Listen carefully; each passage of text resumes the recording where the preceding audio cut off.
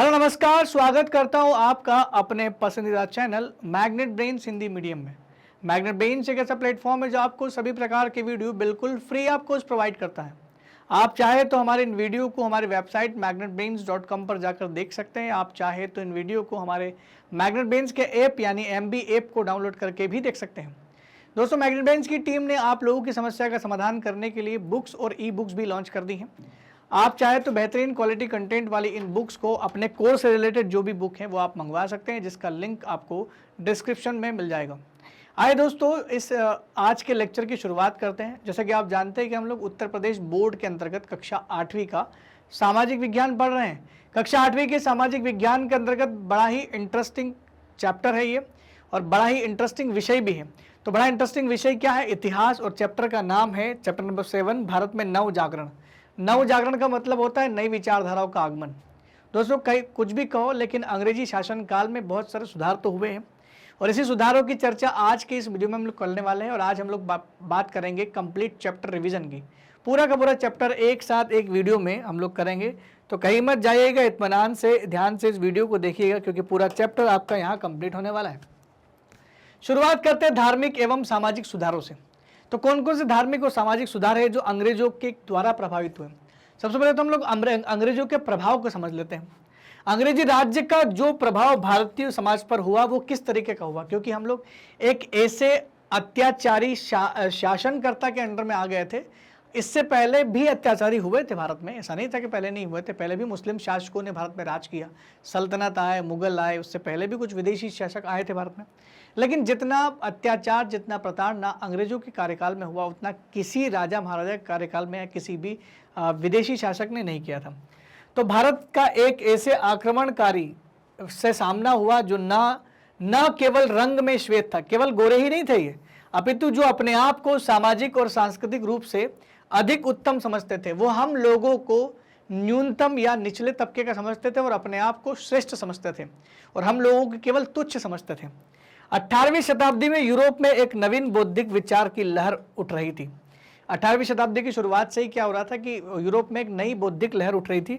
उस लहर में क्या हो रहा था? उस लहर में था नवीन चिंतन, नए नए विचारों का आगमन हो रहा था, तर्कवाद पर बात हो रही थी, अन्वेषण की भावना यानी खोज की भावना पैदा हो रही थी, विज्ञान तथा वैज्ञानिक दृष्टिकोण जो पैदा हो रहा था, उसने यूरोप में राजनीतिक, सैनिक, आर्थिक और धार्मिक सभी पक्षों को प्रभावित किया। शुरुआत में अंग्रेजों ने कई हद तक, कई महीनों तक भारत में जो है शोषण किया, लेकिन 18वीं शताब्दी में क्या हुआ कि 18वीं शताब्दी में ये हुआ कि यूरोप में एक नया चिंतन उभर के आया जो काफ़ी नवीन चिंतक, तर्क के ऊपर था, खोज के ऊपर था, ज्ञान विज्ञान के ऊपर था, वैज्ञानिक दृष्टिकोण के ऊपर था। और इसी के चलते अंग्रेजों ने औद्योगिक क्रांति भी की, और औद्योगिक क्रांति में सबसे ज़्यादा इन लोगों को कच्चे माल की जरूरत थी, और भारत सबसे अच्छा सप्लीमेंट हो सकता था। इसलिए भारत पर राज करके भारत से कच्चा माल अपने देश तक पहुंचाने का इन्होंने एक अच्छा साधन बना लिया था, और उसी बीच इन्होंने भारत को अपने पूरे जकड़ में, पकड़ में ले लिया था। अब यूरोप सभ्यता का अग्रगणीय था। अब ये क्या करने लगे कि अपने धार्मिक, अपने वैज्ञानिक दृष्टिकोण के चलते ये अपने आप को दुनिया में सबसे श्रेष्ठ मानने लगे। ये कहते थे कि यूरोपीय सभ्यता सबसे अग्रगणीय है, सबसे तेज है, सबसे आगे है। तो अब यूरोपीय सभ्यता का अग्रगणीय तथा उसके विपरीत भारत को एक गतिहीन, निष्प्राण और गरीब तथा गिरते हुए समाज के रूप में उन्होंने प्रस्तुत किया। उन्होंने कहा कि भारतीय समाज, भारतीय सभ्यता जो है ये काफ़ी निष्क्रिय हो चुकी है, गिरती हुई सभ्यता है, और इस पर कोई प्राण नहीं है, गरीब सभ्यता है। लेकिन यूरोपीय सभ्यता काफ़ी वैज्ञानिक विचारों वाली है, दृष्टिकोण वाली है, और आधुनिक सभ्यता है, जिसके चलते उन्होंने भारतीय सभ्यता को अपने आप से कम ही आंका। लेकिन भारत में कुछ सुधारवादी लोग थे जो कुछ हद तक अंग्रेजों की इन चिंतन को सपोर्ट करते थे। उसमें पहला नाम आता है राजा राम मोहन राय और सर सैयद अहमद खान साहब का। तो राजा राम मोहन राय और सर सैयद अहमद खान ये दो लोग थे जो पश्चिमी शिक्षा और पश्चिमी विचारों से प्रभावित हुए। इनको ये पाश्चात्य जगत यानी यूरोप की शिक्षा के बारे में और यूरोप के जो विचार हैं उनसे ये प्रभावित इसलिए हुए क्योंकि ये बोलते थे कि यूरोप में जो विचार अभी नए पनपे हैं और विचारों की जो शिक्षा है उससे भारतीय समाज में फैली हुई बहुत सारी बुराइयों, कुरीतियों, अंधविश्वासों और विसंगतियों को दूर किया जा सकता है। उन्होंने बोला कि भारतीय समाज वैसे ही विकृत बहुत ज़्यादा हो चुका है, भारतीय समाज में बहुत सारी जो है वो खराब चीज़ें, विसंगतियाँ, अशुद्धता आगे, उसको शुद्ध करना है तो एक ही जरिया हो सकता है अंग्रेजी शिक्षा। इनका विचार था कि धर्म एवं समाज में सुधार होना चाहिए, बिल्कुल होना चाहिए, क्योंकि धर्म को बिना सुधारे समाज सुधार करना मुश्किल है। हमें पूर्व तथा पश्चिम के उत्तम विचारों को स्वीकार कर लेना चाहिए। दुनिया में कहीं पर भी उत्तम विचार पनप रहे हो, अगर दुनिया में कोई भी आदमी अच्छा काम कर रहा है तो उस काम से हमें प्रेरणा मिलनी चाहिए, लेनी चाहिए। ये नहीं कि वो दूसरे देश का है, किसी दूसरे देश का व्यक्ति हमें बहुत कुछ सिखा सकता है। अगर शिक्षा किसी भी उम्र के व्यक्ति से, किसी भी देश के व्यक्ति से, किसी भी लिंग के व्यक्ति से मिलती हो तो वो ले लेना चाहिए, क्योंकि शिक्षा किससे ले रही है मायने नहीं रखता है, आपको वो शिक्षा कितना काम आने वाली ये मायने रखता है। तीसरा वर्ग भी था भारत में एक, इनके अलावा तीसरा वर्ग भी था जो पाश्चात्य संस्कृति को स्वीकार करने के पक्ष में नहीं थे। वो बोलते थे कि पाश्चात्य धर्म, पाश्चात्य संस्कृति में वो दम नहीं है, भारत की आध्यात्मता में बहुत ताकत है और यूरोप में भारत की आध्यात्म शक्ति को पढ़ाना चाहिए। यानी वो ये तो नहीं बोल रहे थे कि अंग्रेजी शिक्षा और पाश्चात्य संस्कृति को यहाँ लाओ, बल्कि भारत की संस्कृति को दूर दूर तक फैलाओ। उनमें बहुत सारे लोग प्रचलित हैं, उनके नाम भी मैं आपको बताऊंगा। उनकी मान्यता थी कि यूरोप को भारतीय आध्यात्मवाद से बहुत कुछ सीखना चाहिए। हमारे भारत में जो आध्यात्मवाद की शिक्षा है, इसको आप क्या समझ रहे हैं, बहुत छोटी मोटी शिक्षा नहीं है, इसको आपको समझना चाहिए। और ऐसे में आर्य समाज, रामकृष्ण मिशन यानी रामकृष्ण परमहंस जो थे और स्वामी विवेकानंद थे, ये इस दिशा में काम कर रहे थे। ये लगातार भारतीय चिंतन को दुनिया के लोगों तक बांटना चाहते थे और ये पश्चिमी शिक्षा के पक्षधर बिल्कुल भी नहीं थे, विरोध करते थे। इनमें आर्य समाज, रामकृष्ण मिशन, देवबंद आंदोलन ये प्रमुख थे जो भारतीय संस्कृति को आगे बढ़ाना चाहते थे। अंग्रेजी शिक्षा हो या पाश्चात्य विचार हो, तर्कवाद हो, विज्ञानवाद हो, ये सब मानवता से प्रभावित है। और इन्हीं सब चीज़ों से, यानी अंग्रेजी शिक्षा के द्वारा, पश्चिमी विचारों के द्वारा, तर्कवाद, विज्ञानवाद और मानवतावाद से प्रभावित होकर भारतीयों ने अपने अपने धर्म को सुधारने का प्रयास किया। भारत में बहुत सारे ऐसे सुधारवादी लोग थे जिन्होंने इन चीज़ों को समझा, पढ़ा, पश्चिमी विचारों को देखा कि कितनी गहराई है, कितना इन्हें तथ्य परख है। इन्होंने अपने अपने धर्मों में जाकर के देखा कि अपने धर्म में ये चीज़ गलत है, इसके पीछे कोई तर्क ही नहीं है। तो उन्होंने बोला कि धर्म को तर्क से नापा जा सकता है, इसलिए धर्म में हर एक चीज़ को जो धर्म में चल रही थी उसके पीछे के तर्क को जानने का प्रयास किया और जिसके पीछे तर्क नहीं मिला उसको छोड़ दिया गया। तो धर्म में जो विसंगतियां थी उन्हें छोड़ा जाने लगा। तो ये लोग जो बुद्धिजीवी लोग थे, जो विचारधाराओं, जो अनेक विचारों को भारत में लाना चाहते थे, और यही समाज सुधारकों ने भारत में धर्म को सुधारने का प्रयास किया। अब बात करते हैं कुछ धार्मिक सुधार आंदोलन के बारे में। भारतीय समाज में कुछ धार्मिक और सामाजिक सुधार आंदोलन प्रारंभ हुए और इन आंदोलनों ने भारत में आधुनिकीकरण में महत्वपूर्ण योगदान दिया। मैं आपको बताना चाहूँगा कि भारत में अलग अलग लोगों ने समाज और धर्म में सुधार शुरू तो किए और उसी के साथ कुछ आंदोलन भी हुए जिससे भारत के में आधुनिक होने पर योगदान दिया। मतलब अगर आप भारत के पुराने रीति रिवाज को त्याग करके नए विचारों को ग्रहण करोगे तो इसको सीधा बोल सकते हैं ना कि भारत आधुनिकीकरण की ओर बढ़ रहा है। तो इन आंदोलन ने भारत को आधुनिक बनाने में मदद की। भारत में लगभग सभी सामाजिक कुरीतियां जो है वो धार्मिक मान्यताओं से जुड़ी हुई थी। भारत में जितनी भी पुरानी चीज़ों देख लो, पुरानी रीति रिवाज देख लो, हर एक रीति रिवाज के पीछे कोई धार्मिक मान्यता होगी। तो धार्मिक मान्यता, तो इनका मानना था कि जब तक धर्म में सुधार नहीं होगा समाज सुधार हो ही नहीं सकता, क्योंकि समाज बना है धर्म पर। इसीलिए उन्होंने पहले धर्म को सुधारने का प्रयास किया। तो वो कहते क्या थे कि धर्म को सुधारे बिना समाज सुधार करना संभव नहीं है। जैसे बहुत सारे समाज में कुछ कुरीतियाँ थी जो धर्मों से जुड़ी हुई थी, जैसे कि सती प्रथा, विधवाओं का पुनर्विवाह, ये नहीं हो रहा था, इसको बंद कर दिया गया था।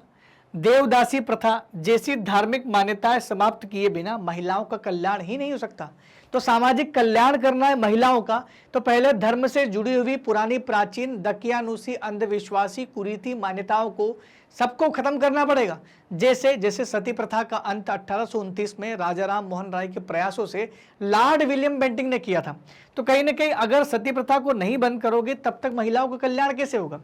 भाई कौन सी दुनिया की कौन सा नियम ये बोलता है कि महिलाओं को भी पुरुषों की मृत्यु होने पर, पति के मृत्यु होने पर मर जाना चाहिए, आत्मदाह कर देना चाहिए, जबकि आत्महत्या करना, स्वयं को आत्मदाह करना वैसे ही वो गुनाह है, पाप है, वो क्राइम में आता है। तो फिर उसको क्यों करने दिया गया? तो कहीं ना कहीं इनके पीछे तथ्य ही नहीं थे।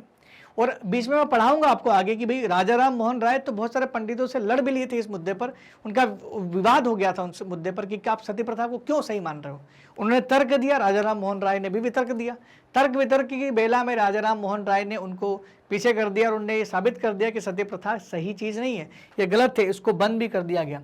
और राजा राम मोहन राय को ये पता था कि भारत में अगर कोई सुधार ला सकता है तो वो अंग्रेज ला सकते हैं, क्योंकि कोई भी व्यक्ति अंग्रेजों के खिलाफ नहीं जाएगा क्योंकि शासन उनके हाथ में है। इसलिए अंग्रेजों का सहारा लेकर के राजा राम मोहन राय ने सती प्रथा जैसे कानूनों को बैन करवा दिया।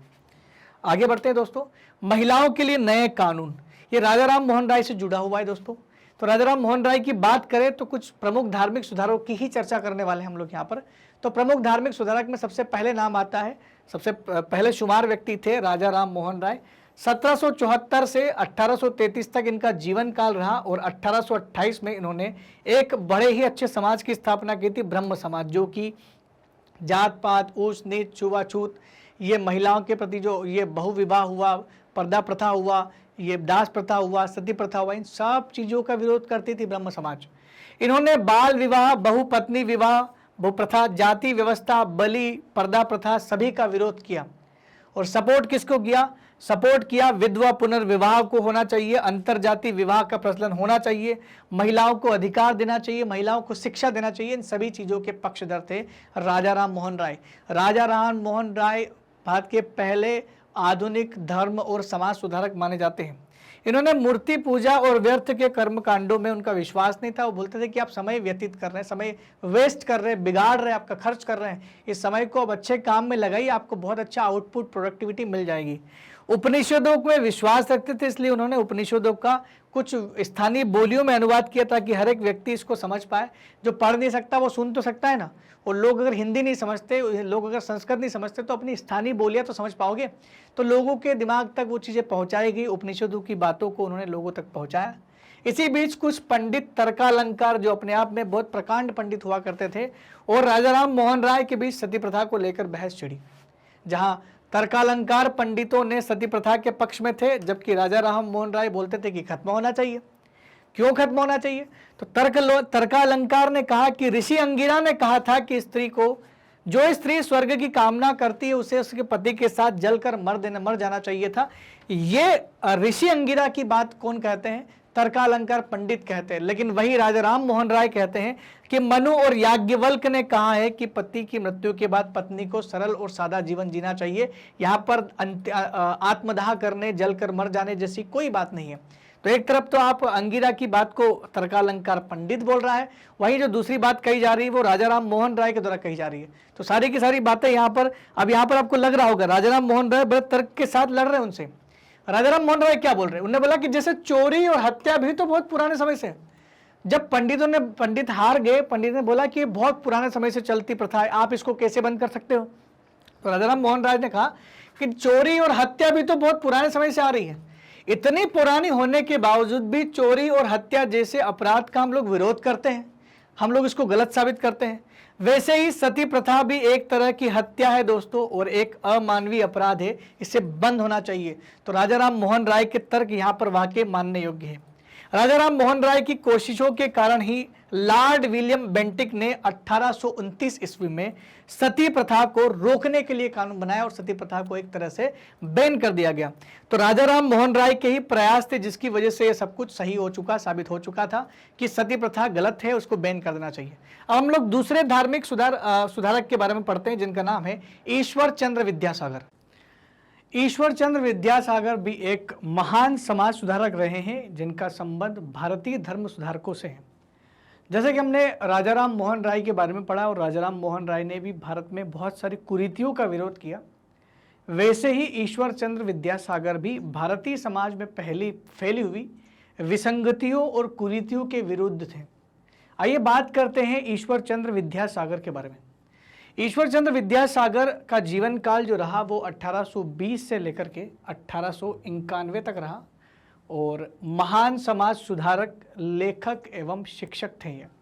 यानी ईश्वर चंद्र विद्यासागर जो थे ये समाज सुधारक के साथ साथ किताबें भी लिखते थे, काफ़ी अच्छे लेखक भी थे, और ये शिक्षक भी थे, यानी ये शिक्षा भी देते थे, एक तरह के टीचर भी थे। ये समाज की कुरीतियों जैसे बहुपत्नी विवाह, बाल विवाह के जोरदार विरोधी थे। ये कुछ समाज में प्रथाएं चल रही थी जो बिल्कुल सही नहीं थी, जैसे कि एक व्यक्ति का एक से ज़्यादा महिलाओं से शादी करना और एक बच्चे का जिसकी उम्र काफ़ी कम है बाल विवाह करना, इसके वो विरोधी थे। और साथ ही साथ विधवा पुनर्विवाह और महिला शिक्षा के भी हिमायती थे। यानी ये भी कहते थे कि यदि कोई महिला जो है जिनके हस्बैंड की डेथ हो गई है, पति की मृत्यु हो गई, तो मृत्यु के बाद भी उसे जीवन अकेले जीने का कोई ऐसा नहीं ज़रूरी कंपलसरी नहीं है कि वो अकेले में जीवन व्यतीत करे। उसे एक अपना जीवन साथी दोबारा जीवन साथी चुनने का बिल्कुल अधिकार है, उसे पुनर्विवाह करने का अधिकार बिल्कुल रहा गया है। तो वो एक विधवा पुनर्विवाह की यहाँ कॉन्सेप्ट यहाँ पर आता है, तो इसको हिमायती थे, यानी इसको सपोर्ट करते थे। साथ ही साथ वो महिलाओं को शिक्षा दी जानी चाहिए ताकि महिलाओं का कल्याण हो सके, इस लिहाज से भी वो महिला शिक्षा के भी हिमायती थे। और दोस्तों ईश्वर चंद्र विद्यासागर के ही वो प्रयास थे जिसकी वजह से 1856 में अंग्रेजों ने विधवा पुनर्विवाह कानून लागू किया था। तो मैं आपको बता दूं कि विधवा पुनर्विवाह और महिला शिक्षा का समर्थन भी इन्होंने किया।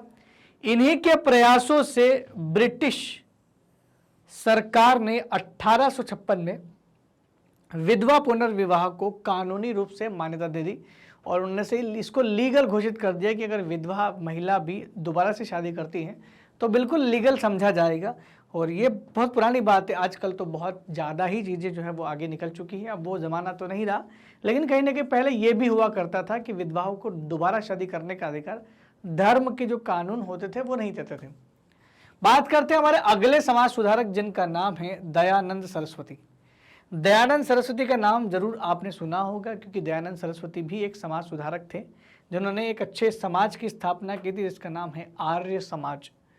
दयानंद सरस्वती का जीवन काल 1824 से 1883 तक रहा और आर्यों की वैदिक संस्कृति को अपनाने पर इन्होंने जोर दिया। इन्होंने कहा कि जो आर्यंस जो आए थे शुरुआत में भारत में, जिन्होंने उत्तर भारत में काफ़ी सारी चीज़ें की और भारत का इतिहास भी आर्यों से जुड़ा हुआ है, तो उन्होंने बोला कि उनकी जो संस्कृति थी, जो वैदिक संस्कृति थी, उसको फॉलो करना चाहिए, उस पर जोर दिया। और आर्यों वाला जो समाज था यानी जिसे आर्य समाज कहा गया, उसकी स्थापना भी इन्होंने की। ये कुछ चीज़ों के बिल्कुल विरोध में थे, जैसे मूर्ति पूजा करने पर विरोध करते थे। ये बोलते थे कि मूर्तियों का नहीं पूजना चाहिए जबकि प्रकृति की पूजा करना चाहिए, वैदिक समाज हमें वही सिखाता है। जाति प्रथा को विरोध करते थे, ब्राह्मण वर्चस्व का विरोध करते थे। ये ब्राह्मणवादी समाज जो बना था जिसमें ब्राह्मणों का वर्चस्व था, ये उसका विरोध करते थे। जाति प्रथा में होने वाली ऊंच नीच की भावना का विरोध करते थे, मूर्ति पूजा का विरोध करते थे। वह एक ईश्वर के पक्षधर थे। वह ये नहीं बोलते थे कि आपके धर्म में अगर अनेकों ईश्वर है तो आप सभी ईश्वर को मानिए, आप किसी भी एक इष्ट देव को मान लीजिए, किसी भी एक ईश्वर पर आस्था रखिए, क्योंकि ईश्वर सब एक ही हैं, अलग अलग नहीं है। ये आपका भ्रम है, ये आपकी मान्यता है, आपकी सोच हो सकती है कि आपको लगता है कि अलग अलग ईश्वर जो है वो अलग अलग काम करते होंगे, लेकिन सारे के सारे ईश्वर एक ही होते हैं। सबका मालिक एक जो बोला जाता है वो बिल्कुल सही बोला जाता है कि सभी जो ईश्वर है वो एक ही हैं। उन्होंने एक किताब की रचना की जिसका नाम था सत्यार्थ प्रकाश। उन्होंने सत्यार्थ प्रकाश की रचना की और सत्यार्थ प्रकाश की रचना के द्वारा ही इन्होंने अपनी भावनाओं को लोगों तक पहुंचाने का प्रयास किया। अगले हमारे धार्मिक समाज सुधारक या समाज सुधारक जिन्हें कह सकते हैं, महादेव गोविंद रानाडे। महादेव गोविंद रानाडे जो थे ये वही व्यक्ति हैं जिन्होंने आत्माराम पांडुरंग द्वारा स्थापित किए गए प्रार्थना समाज को आगे बढ़ाया था। तो महादेव गोविंद रानाडे का जीवन काल 1842 से 1901 के बीच में आता है और 1867 में डॉक्टर आत्माराम पांडुरंग द्वारा संस्थापित प्रार्थना समाज को प्रसिद्धि दिलाने का जो श्रेय जाता है वो गोविंद रानाडे को जाता है। तो 1867 में जो प्रार्थना समाज की स्थापना जो की गई थी आत्माराम पांडुरंग साहब ने, उनको और आगे बढ़ाने का काम जो किया वो इन्होंने किया, इसलिए इनका नाम जो है काफ़ी चर्चा में रहता है। प्रार्थना समाज के माध्यम से इन्होंने बाल विवाह पर जो है इसको विरोध किया, पर्दा प्रथा का विरोध किया, जाति पाति की जो ऊंच नीच की भावना है इसका विरोध किया। ये प्रोत्साहित भी करते थे, स्त्री शिक्षा को आगे बढ़ाना चाहते थे, विधवा विवाह को प्रोत्साहित करते थे। तो विधवा को दोबारा विवाह करना चाहिए इस बात को ये प्रोत्साहित करते थे। ये बाल विवाह के विरोधी थे और साथ ही साथ स्त्री शिक्षा को प्रमोट करते थे। इन्होंने पर्दा प्रथा का विरोध किया। तो कहीं ना कहीं देखा जाए तो चाहे महादेव गोविंद रानाडे की बात कहें, दयानंद सरस्वती की करें, ईश्वर चंद्र विद्यासागर की बात करें या फिर हमारे राजा राम मोहन राय साहब की बात करें, इन सब ने समाज में फैली बुराइयों को नकार दिया था और इन्होंने बोला कि जिन चीज़ों को आप सही मान करके जी रहे हो, जिनको फॉलो कर रहे हो, वो चीज़ें सही नहीं है, इसलिए आपको इसको त्याग देना चाहिए और ये चीज़ें जो हैं आपको कहीं ना कहीं विकास में बाधा उत्पन्न करेगी, आप आगे नहीं बढ़ सकते। इसलिए वो चीज़ें जिनके पीछे कोई तथ्य नहीं है, जिनके पीछे कोई ऐसा कह सकते हैं कि मानव अनुकूल कोई तर्क नहीं है, उन चीज़ों को आपको आगे नहीं बढ़ाना चाहिए। रामकृष्ण परमहंस की बात करें तो रामकृष्ण परमहंस भी एक समाज सुधारक थे। ये स्वामी विवेकानंद के गुरु थे और रामकृष्ण परमहंस ने 1834 से 1886 में के बीच इनका कार्यकाल 1834 से 86 के बीच रहा। ये भी एक ईश्वर की उपासना में विश्वास रखते थे। ये कभी नहीं बोलते थे कि आप अलग अलग ईश्वर को मानो, आप एक इष्ट देव को मानो। अगर आप किसी भी ईश्वर को नहीं मानते हो तो भी आप प्रकृति को ईश्वर मान सकते हैं, यानी कोई भी आपका एक इष्ट देव होना चाहिए। और पश्चिमी संस्कृति को उत्तम बताते थे कि भारतीय संस्कृति में कुरीतियाँ हैं, भारतीय संस्कृति कमज़ोर हो चुकी हैं, भारतीय संस्कृति में विसंगतियाँ हैं, और जबकि पश्चिमी जो संस्कृति है वो काफ़ी हद तक भारतीय जो अपनी इंडियन कल्चर है उससे आगे बढ़ चुकी है, तो उसको उत्तम बताते थे। कौन बताते थे? जो है रामकृष्ण परमहंस। अब बात करते हैं उनके ही जो इनको गुरु मानते थे। स्वामी विवेकानंद जो है वो रामकृष्ण परमहंस को गुरु मानते थे। स्वामी विवेकानंद का जन्म 1862 में हुआ था और 62 से लेकर 1902 तक इनका कार्यकाल रहा। और रामकृष्ण परमहंस के शिष्य थे ये, और 1896 में यानी 1896 में रामकृष्ण मिशन की स्थापना भी इन्होंने की थी। 1893 की अगर बात करें, 1893 का वो दिन वो सबको याद है कि स्वामी विवेकानंद जी गए थे शिकागो के विश्व धर्म सम्मेलन में। तो ये विश्व धर्म सम्मेलन जो स्वामी विवेकानंद का हुआ था पूरे दुनिया में, उसमें स्वयं जो है स्वामी विवेकानंद ने शिरकत की थी भारत की तरफ से, और इस विश्व संसद में हिंदुत्व की बात की और हिंदू धर्म को उन्होंने क्या किया, प्रमोट किया काफ़ी हद तक, और बहुत सारी बातें बताई। उन्होंने कहा कि मुझे गर्व है कि मैं भारतीय हूँ और प्रत्येक भारतीय मेरा भाई है। तो उन्होंने भाईचारे की भावना को प्रेरित किया था और ये भी कहा था कि मेरे प्यारे भाइयों और बहनों, यानी जो शब्द जब सब लोग आ रहे थे एक के बाद एक देशों के, तो सब ने नहीं बोला, लेकिन ये अकेले व्यक्ति थे जिनने अच्छा संबोधित किया था, लोगों को प्रति प्रेम आग्रह किया था।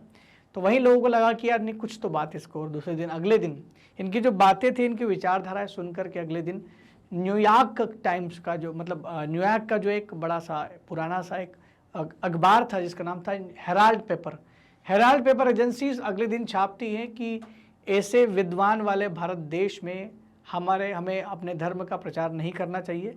अगर ऐसे धर्म में ऐसे महान लोग रहते हैं तो हमें अपना, अगर कोई दूसरे धर्म का प्रचार करने वहाँ जाता है तो ये बेवकूफ़ी होगी। मतलब हम ऐसे धर्म को सभ्यता सिखाने जा रहे हैं जो ऑलरेडी हमसे सभ्यता में कहीं आगे है। तो ये अपने आप में भारत के लिए इतनी बड़ी बात हो गई थी कि यार इतना ज़्यादा एक बड़ा सा जो अखबार है इतनी बड़ी बात लिख चुका है। तो कहीं ना कहीं भारतीय सभ्यता का जो उन्होंने प्रतिनिधित्व किया था, हमारी संस्कृति को वहाँ पर दर्शाया था, उससे प्रभावित होकर के पेपर ने इतनी सारी बातें लिखी थी। वे बिल्कुल अंधविश्वास में विश्वास नहीं करते थे, वे अस्पृश्यता के घोर विरोधी थे। उन्होंने मानवता, स्वतंत्रता और समानता की शिक्षा दी। तो मानवता, स्वतंत्रता और समानता की शिक्षा देने वाले ऐसे व्यक्ति थे स्वामी विवेकानंद साहब। मुस्लिम सुधार आंदोलन की बात करें अगर, कि मुस्लिम सुधार आंदोलन क्या हुआ, मतलब धार्मिक सुधार आंदोलन के अंतर्गत ही हम लोग बात करेंगे मुस्लिम सुधार आंदोलन की। तो सबसे पहले नाम आता है सर सैयद अहमद खान साहब का। मैं आपको बता दूं कि दो ही लोग थे जो सबसे ज़्यादा पश्चिमी सभ्यता को सपोर्ट करते थे। सबसे पहले जिन्होंने पश्चिमी सभ्यता को सपोर्ट किया था वो थे एक तो सर सैयद अहमद खान और दूसरे थे राजा राम मोहन राय। सर सैयद अहमद खान भी चाहते थे कि मुस्लिम समाज में बहुत सारी बुराइयां हैं, बहुत सारी कुरीतियां हैं, कुछ कमियां हैं, उनको सुधारने की आवश्यकता है। तो सर सैयद अहमद खान साहब जो थे 1817 से 1898 तक इनका जीवन काल रहा। इन्होंने 1864 में साइंटिफिक सोसाइटी यानी विज्ञान समिति की स्थापना की। यानी उन्होंने साइंस को लेकर के काफ़ी ये ज़्यादा जागरूक थे और ये वैज्ञानिकता को बढ़ावा देना चाहते थे। ये पश्चिमी शिक्षा के पक्ष में थे, बोलते थे कि देश के लोगों को वेस्टर्न कल्चर अपनाना चाहिए, पश्चिमी शिक्षा को अपनाना चाहिए, और भारतीय शिक्षा में वो बात नहीं जो पश्चिमी शिक्षा में है। पश्चिमी शिक्षा हमसे कई गुना आगे, जिसमें तर्कवाद, मानववाद, विज्ञानवाद और प्रौद्योगिकी जैसी चीज़ें वहाँ पर हैं, तो वो काफ़ी मॉडर्न है, तो उसको सीखना चाहिए। उन्होंने मुसलमानों के लिए अंग्रेजी शिक्षा की वकालत की। वे चाहते थे कि मुस्लिम लोग भी अंग्रेजी शिक्षा का ज्ञान लें, अंग्रेजी भाषा को सीखें। ये मुसलमानों में पर्दा प्रथा, बहुविवाह और आसान तलाक के विरुद्ध थे। मैं आपको बता दूं कि मुस्लिम समुदाय में जो है बहुविवाह की प्रथा है, वहाँ पर एक व्यक्ति एक से ज़्यादा महिलाओं से विवाह कर सकता है। पर्दा प्रथा है, बुर्का प्रथा भी कह सकते हैं, बुर्का पहनना है, पर्दा प्रथा एक तरह की है पूरी तरह से। और बहुविवाह तो ही, और आसान तरीके से तलाक लेना, क्योंकि किसी व्यक्ति ने अगर शादी की है तो तलाक बहुत आसानी से नहीं मिलना चाहिए, क्योंकि तलाक की थोड़ी शर्तें होनी चाहिए, लेकिन यहाँ पर तलाक बहुत आसान कर दिया गया था। ट्रिपल तलाक जिसे कहते हैं, 3 तलाक। दोस्तों हाल ही में भारत सरकार ने आर्टिकल भारतीय संविधान के अनुच्छेद 44 के अंतर्गत ट्रिपल तलाक, 3 तलाक जिसे तलाक ए बिद्दत कहा गया, इस तलाक ए बिद्दत को उन्होंने बैन कर दिया, प्रतिबंधित कर दिया। यदि कोई व्यक्ति ऐसे में तलाक देता है तो उसे 2 साल की सजा का प्रावधान किया गया है। तो ये चीज़ें जो है यहाँ कहीं ना कहीं यहाँ से जुड़ती हुई, क्योंकि ये व्यक्ति भी ऐसे थे जो इस चीज़ का जो है कहीं ना कहीं विरोध करते थे। तो विरोध तो बहुत पहले हो चुका था, लेकिन अब जाकर के वो बात संज्ञान में आई कि यार ये वाकई में गलत है। शाहबानो केस काफ़ी समय से पेंडिंग था सुप्रीम कोर्ट में। उन्होंने मुसलमानों के लिए अलीगढ़ में एंग्लो मोहम्मडन ओरिएंटल विद्यालय खोला। तो ये एंग्लो ओरिएंटल विद्यालय जो है बाद में चल के इसका नाम बदल दिया गया और ये अलीगढ़ मुस्लिम विश्वविद्यालय के नाम से मशहूर हो गया, और आज भी भारत में ये अलीगढ़ मुस्लिम विश्वविद्यालय के नाम से प्रसिद्ध है। आप चाहे तो इसके बारे में जानकारी इकट्ठा कर सकते हैं। पारसी धर्म सुधार की बात करें तो पारसी धर्म में भी बहुत सारी कुछ विसंगतियाँ थी जिसको सुधारने की बहुत ज़रूरत थी, और दादा भाई नौरोजी ने पारसियों के सामाजिक विसंगतियों, कुरीतियों को सुधारने का जिम्मा उठाया। दादा भाई नौरोजी पारसी समुदाय के थे और दादा भाई नौरोजी को ओल्ड मैन ऑफ इंडिया के नाम से भी जानते थे। दादा भाई नौरोजी वो व्यक्ति थे जो ब्रिटेन की संसद में भी ये जो है सदस्य रहे हैं। तो दादा भाई नौरोजी ने पारसियों में सामाजिक बुराइयां तथा धार्मिक अंधविश्वासों को दूर किया। इन्होंने जो थे पारसियों में जो सामाजिक बुराइयां थी और धार्मिक अंधविश्वास जो हो रहा था उसको इन्होंने दूर करने का प्रयास किया।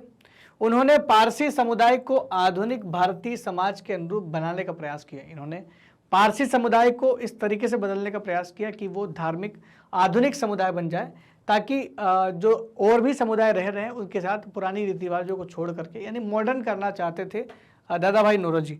दादा भाई नौरोजी का भारतीय इतिहास में काफ़ी योगदान भी रहा है दोस्तों, कांग्रेस के अध्यक्ष भी रहे हैं। दलित जातियों के सुधार आंदोलन, दलित जातियों में भी दलित जातियों की हालात बहुत सही नहीं थी, उनको कल्याण की आवश्यकता थी, और कल्याण जो है वो केवल शिक्षा से ही किया जा सकता है। तो बहुत सारे लोगों ने दलितों को शिक्षा के लिए, दलितों की स्थिति को ऊपर उठाने के लिए, उन्हें अत्याचार, भेदभाव, छुआछूत जैसी भावना से बचाए रखने के लिए बहुत सारे सुधारकों ने, बहुत सारे धार्मिक सुधारकों ने दलित जाति के लिए भी काम किया। अगर आप बात करें ज्योतिबा फुले की, तो 1827 से 1890 के बीच इनका कार्यकाल रहा, जीवन काल रहा। इनका पूरा नाम था ज्योतिराव गोविंद राय फुले। तो ज्योतिबा फुले इनका शॉर्ट नाम था, इनका ओरिजिनल नाम था ज्योतिराव गोविंद राय फुले। और सितंबर 1873 में महाराष्ट्र में सत्य शोधक समाज का गठन किया था। इन्होंने एक समाज बनाया था, सत्य शोधक समाज, जो सत्य पर आधारित था। यानी कहीं ना कहीं ये ऐसा समाज था जो दलितों के कल्याण से संबंधित उन्होंने कुछ चीज़ ऐसी बनाई थी जिससे कि वो दलितों का, महिलाओं का विकास कर सके। तो इन्होंने दलित एवं महिलाओं के विकास के लिए शिक्षा की व्यवस्था भी की। तो एजुकेशन को ये प्रमोट करते थे। मैं बोल रहा हूँ ना बार बार कि ज़्यादातर लोगों ने शिक्षा को ही हर समस्या का समाधान बताया है। बात करते सावित्रीबाई फुले के बारे में। अभी हम लोगों ने ज्योतिबा फुले पढ़े थे, ये उनकी वाइफ है, उनकी पत्नी है। इनका कार्यकाल 1831 से 97 तक रहा, और ज्योतिबा फुले की पत्नी थी, ज्योतिराव गोविंद राय फुले की पत्नी थी, जिनका मेन उद्देश्य जो था इनका, सावित्रीबाई फुले का, वो था कि विधवा विवाह करवाना, जो महिला विधवा हो गए उनका दोबारा से विवाह करवाना, छुआछूत की भावनाओं को मिटाना, महिलाओं को मुक्ति दिलाना और दलित महिलाओं को शिक्षित बनाना, जिसके लिए उन्होंने पुणे में यानी महाराष्ट्र के पुणे में पहली बार बालिका का विद्यालय की स्थापना की और बालिकाओं को पढ़ाने का प्रयास किया। बात करें हम लोग महिलाओं के योगदान की, कि महिलाओं का योगदान समाज सुधार या धार्मिक सुधार में किस तरीके का रहा, तो यहाँ एक सावित्रीबाई फुले का नाम तो आप लिख ही सकते हैं, क्योंकि अभी हम लोगों ने उसके बारे में पढ़ा। साथ ही साथ और भी व्यक्तित्व हैं, जैसे एनी बेसेंट। अगर आप एनी बेसेंट की बात कर रहे हैं तो एनी बेसेंट का जो है उन्होंने जो है 1882 में मद्रास में थियोसॉफिकल सोसाइटी की स्थापना की थी। एनी बेसेंट जो थी वो वैदिक धर्म से काफ़ी प्रभावित थी, उनमें रुचि थी उनकी। और एनी बेसेंट ने श्रीमद् भागवत गीता का अनुवाद भी अंग्रेजी भाषा में किया। तो श्रीमद् भागवत गीता का अनुवाद एनी बेसेंट ने अंग्रेजी में किया। यह बाल विवाह, बहुविवाह, जाति प्रथा की घोर विरोधी थी। जो एनी बेसेंट थी वो इन सब चीज़ों का विरोध करती थी, चाहे वो बाल विवाह हो, बहुविवाह हो, जाति प्रथा का जो है विरोध करना हो, इन सभी चीज़ों का विरोध एनी बेसेंट करती थी। तो इसलिए एनी बेसेंट का भी योगदान, भले ही वो विदेशी नागरिक नहीं हो दोस्तों, लेकिन एनी बेसेंट ने भारतीय धार्मिक सुधार के लिए काफ़ी अच्छा कदम उठाया और बहुत सारे लोगों को उन्होंने जो है सही कदम, सही राह की ओर जो है राह दिखाई बहुत सारे लोगों को, ऐसा कह सकते हैं। आइए बात करते हैं, भारत में एक और धार्मिक सुधार एक महिला है जिनका नाम है पंडिता रमाबाई सरस्वती। ये शायद आपने पंडित जो शब्द सुना होगा, अक्सर मेल कैटेगरी के लिए इस्तेमाल किया जाता है। महिला के लिए पंडिता शब्द भी होता है जो इनके लिए इस्तेमाल किया गया था। मैं आपको बताना चाहूँगा कि पंडिता रमाबाई सरस्वती का जन्म 1858 में हुआ था। उनके पिता आनंद शास्त्री जो थे वो महाराष्ट्र के एक बहुत ही पारंपरिक अच्छे ब्राह्मण थे, एक अच्छे कुल के ब्राह्मण थे। रमाबाई जब 16 साल की थी तब उनके माता और पिता दोनों का देहांत हो गया। सोचो, जब 16 साल के अगर कोई माता पिता दोनों का देहांत हो जाए, और बात कब की हो रही, जब अंग्रेजों के गुलाम हो, तो आपको कौन आपको पालेगा, आपको कैसे स्ट्रगल करना है, वो लाइफ इनने जी है। और अगर इनकी लाइफ से अगर आपको प्रेरणा मिल जाए तो उससे बड़ी बात नहीं हो सकती। और ये अकेले नहीं थी, इनके भाई भी थे। अपने भाई को लेकर के जब वहाँ जब माता पिता की डेथ हो गई तो रमाबाई और उनका भाई जो था, दोनों अनाथ रमाबाई और उनका भाई जगह जगह भटकते रहे आश्रय के लिए, लेकिन किसी ने आश्रय तक नहीं दिया उनको। जब रमाबाई घूमती घूमती कलकत्ता पहुंची तो वहाँ उनका बहुत जो है जोरों से स्वागत किया गया, क्योंकि रमाबाई पढ़ी लिखी थी और पढ़ी लिखी महिलाओं का सम्मान जो है वो कलकत्ता में होता था। वहाँ राजा राम मोहन राय, विद्यासागर आदि से प्रभावित कई लोग थे ऐसे जो महिलाओं को सम्मान देना चाहते थे। अब ऐसा इसलिए हुआ था, उनको स्वागत करने का मेन पीछे थे दो लोग, ईश्वर चंद्र विद्यासागर, राजा राम मोहन राय, क्योंकि महिलाओं के बारे में जो सोच विकसित की थी राजा राम मोहन राय ने, ईश्वर चंद्र विद्यासागर ने, वो इन लोगों के जहन में थी। इसी वजह से इनको बहुत सारा सम्मान दिया गया था। रमाबाई ने महिलाओं की हालात को सुधारने के लिए संस्कृत भाषा में भाषण दिए। वो संस्कृत भाषा की काफ़ी ज्ञाता थी और कलकत्ता के लोगों ने इसी वजह से इन्हें पंडिता माँ सरस्वती की उपाधि दे दी। इसीलिए कलकत्ता के लोगों ने, क्योंकि संस्कृत बोलने वाली थी, तो पंडिता माँ सरस्वती की इनको उपाधि दी। आगे चलकर इन्होंने ईसाई धर्म को ग्रहण कर लिया, उसके पीछे भी कुछ मान्यता या रहस्य रहा होगा, लेकिन फिलहाल उन्होंने हमारे लिए तो बहुत अच्छा काम किया। भारत में उन्होंने विधवा विवाह को शिक्षित करने के लिए एक शारदा सदन नामक आश्रम स्कूल बनाया हुआ था। जो विधवा महिलाएं हैं उनको किसी पर डिपेंड होने की जरूरत नहीं है, वो अपना खुद का रोजगार कर सकती हैं, जिसके लिए शिक्षा हम लोग स्किल देंगे। तो एक कौशल आधारित हुनर का काम सिखाया जाएगा। शारदा सदन में महिलाओं को कई हुनर व कार्य सिखाए गए। आज जो प्रधानमंत्री जी स्किल इंडिया की बात करते थे वो पूरे भारतीय लेवल पर है, लेकिन कहीं ना कहीं रमाबाई ने भी स्किल इंडिया शुरू की थी यहाँ पर। वे कहती थी कि जब हम अपनी स्थिति सुधारने का प्रयास करते हैं तो इन पुरुषों को बुरा लग जाता, और ये लोग कहते हैं कि हम पुरुषों के खिलाफ बगावत कर रहे हैं और ये हम लोग पाप कर रहे हैं।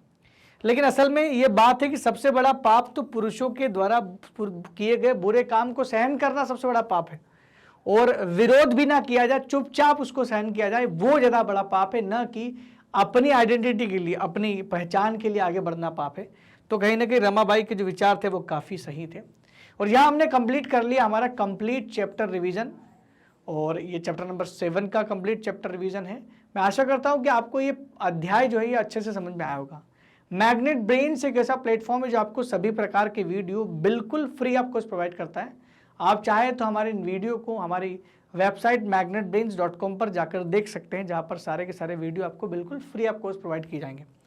मैग्नेट ब्रेन्स आपकी समस्या का समाधान करने के लिए एक और समाधान लेकर के आया, जिसका नाम है बुक्स और ई बुक्स। बहुत सारे लोगों को कुछ ऐसे क्षेत्र में रहते हैं जहाँ पर इंटरनेट की सुविधा की समस्या हो, या बहुत सारे लोगों के पास इंटरनेट पैक की समस्या होती है, वो नहीं कर पाते, जुटा पाते। तो आप घबराइए मत। आपको अगर इंटरनेट पैक आपका समस्या कर रहा है या कोई दिक्कत है तो आपको मैग्नेट ब्रेन्स से पढ़ने का एक और तरीका है। आप हमारी बेस्ट क्वालिटी कंटेंट वाली किताबें मंगवा सकते हैं, बुक्स मंगवा सकते हैं, जो कि जिसका लिंक आपको डिस्क्रिप्शन में मिल जाएगा। आप ई बुक भी मंगवा सकते हैं, आपके घर तक पहुंच जाएगी। बस आप ये फॉर्म भरिए जिस पर आपका एड्रेस और आपका सूचना डालनी है, जिससे आप एड्रेस सूचना वगैरह डालेंगे, मैग्नेट ब्रेन्स की टीम आपको यहाँ पर कांटेक्ट कर लेगी और जल्दी आप तक इन किताबों को पहुंचा देगी। तो दोस्तों, मैग्नेट ब्रेन्स के वीडियो अगर आपको बहुत अच्छे लग रहे हैं तो कृपया कमेंट सेक्शन में लिख के ज़रूर बताएं। साथ ही साथ हमारे चैनल को लाइक, शेयर और सब्सक्राइब करना बिल्कुल भी ना भूलें। दोस्तों, मैग्नेट ब्रेन्स की जो टीम है ये खाली ऐसा नहीं है कि यूपी बोर्ड या बिहार बोर्ड की वीडियो प्रोवाइड कराती है। मैग्नेट ब्रेन्स की टीम बहुत सारे वीडियो प्रोवाइड कराती है, जिसकी लिस्ट कुछ इस प्रकार है। CBSE English medium, Hindi medium, NTSC, olympiad, CUET, IIT, JEE, NEET, UP board, Bihar board, spoken English, bank and insurance, RRB, SSC, UPSC, जेब और केब जैसी परीक्षाओं की तैयारी भी मैग्नेट ब्रेन्स के द्वारा फ्री ऑफ कॉस्ट कर सकते हैं। दोस्तों, बने रहिए मैग्नेट ब्रेन्स के साथ। तब तक के लिए धन्यवाद।